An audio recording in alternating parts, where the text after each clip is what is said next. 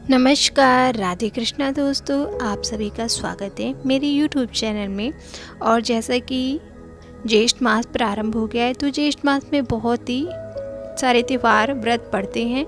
तो जैसा आज पड़ रहा है कि विनायक चतुर्थी, जी हाँ, 10 जून 2024 को विनायक चतुर्थी का व्रत रखा जाएगा। और आज की वीडियो जो है वो विनायक चतुर्थी से संबंधित है।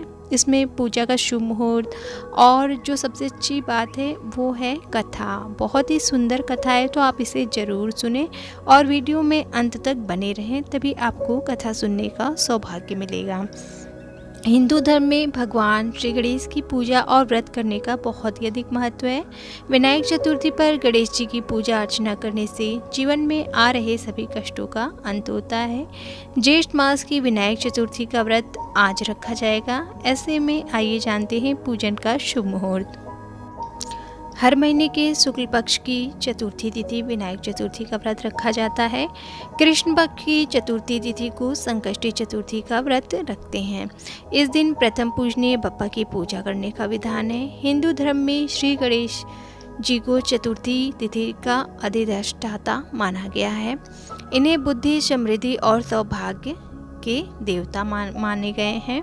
और कोई भी कार्य हो, शुभ कार्य हो, बिना गणेश जी की पूजा के शुरुआत नहीं होती है। और जब हम गणेश जी को पूजा करते हैं तो जो हमारे कार्य हैं वो अंत तक शुभ ही शुभ होते हैं। तो जब भी हम गणेश चतुर्थी को व्रत रखते हैं तो जो हमारे जीवन में संकट हैं, कष्ट हैं, वो सभी दूर होते हैं और शुभ फलों की प्राप्ति होती है। और गणेश जी हमेशा आशीर्वाद हम पर बनाए रखते हैं। तो आइए जानते हैं शुभ मुहूर्त।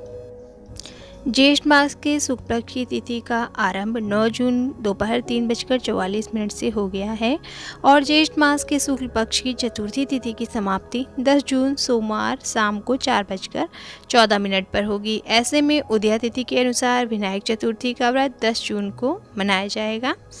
विनायक चतुर्थी के लिए पूजा का शुभ मुहूर्त 10 जून को सुबह 10:57 से दोपहर 1:44 तक होगा। चतुर्थी तिथि यानी 10 जून को चंद्रोदय रात 10:54 पर होगा।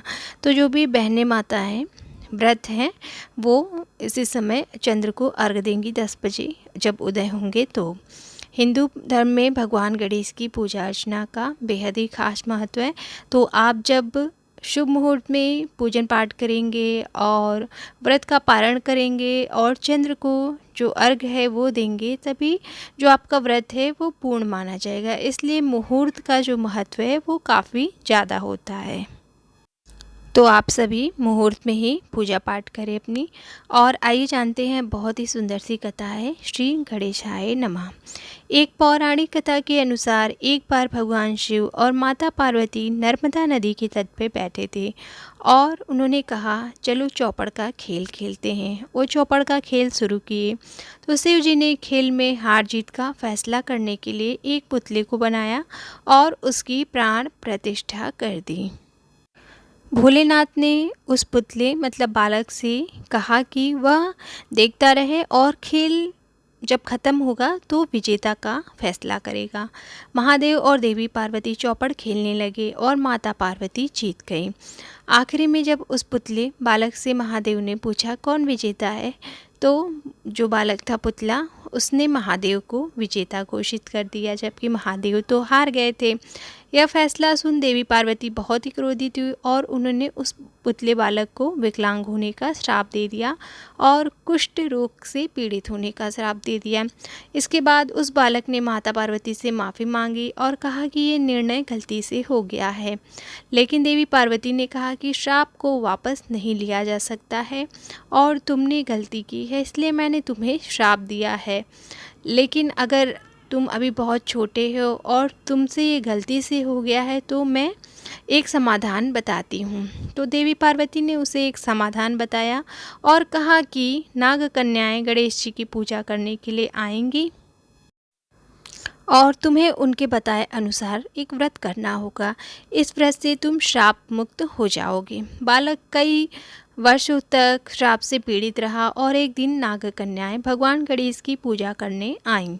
देवी पार्वती के कहे अनुसार उस बालक ने नाग कन्याओं से गणेश जी की पूजन और व्रत की विधि पूछी। नाग कन्याओं ने सभी कुछ बताया। फिर बालक ने सच्चे मन से भगवान गणेश के निमित्त व्रत रख किया और भगवान से प्रार्थना करी कि वो प्रकट हों, और भगवान भी बहुत प्रसन्न थे और बालक के समक्ष प्रकट हुए और कहे कि बहुत ही प्रसन्न है और तुम मुझसे वरदान मांग लो। बालक ने भगवान गणेश से प्रार्थना करते हुए कहा कि मुझे वरदान यही चाहिए कि मैं अपने पैर से पैदल अपनी शक्ति से कैलाश पर्वत तक जाऊं, चल कर जाऊं। तो भगवान गणेश ने बालक को आशीर्वाद दिया। गणपति जी के आशीर्वाद से वह बालक श्राप मुक्त हो गया और फिर उसके बाद वह कैलाश पर्वत पैदल चलकर गया माता और भगवान शिव के दर्शन करने के लिए। भगवान शिव ने जब उस बालक को देखा तो कहा कि तुम तो माता पार्वती के श्राप से पीड़ित थे और कैसे तुम श्राप से मुक्त हो गए। तब उसने माता पार्वती के बताए हुए समाधान के बारे में बताया कि नाग कन्याओं ने मुझे बताया कि भगवान गणेश की पूजा करनी है। तो फिर महादेव बहुत ही खुश हुए और महादेव ने कहा कि जिस दिन से चौपड़ का खेल हुआ है उस दिन से देवी पार्वती मुझसे भी नाराज़ हैं। तो बालक के बताए अनुसार महादेव ने भी 21 दिनों तक ये व्रत किया, जिससे माता पार्वती की जो नाराज़गी थी वो ख़त्म हो गई और माता पार्वती और भगवान शिव जी का जो रिश्ता था पहले की जैसे मधुर हो गया। तो ये व्रत बहुत ही उत्तम है गणेश जी का, विनायक चतुर्थी का। जो भी व्रत रखता है उसकी इच्छाएं पूरी होती हैं और भगवान अपना आशीर्वाद बनाए रखते हैं। तो ये कथा यहीं समाप्त होती है। आई होप आपको ये कथा पसंद आई होगी और अच्छी लगी है तो लाइक ज़रूर कर दीजिएगा। और मिलते हैं हम नेक्स्ट वीडियो में ऐसे ही किसी जानकारी के साथ और ऐसे ही सुंदर कथा के साथ। तब तक के लिए राधे राधे। और चैनल पे नए हैं तो चैनल को सब्सक्राइब, लाइक और शेयर ज़रूर कर दीजिएगा।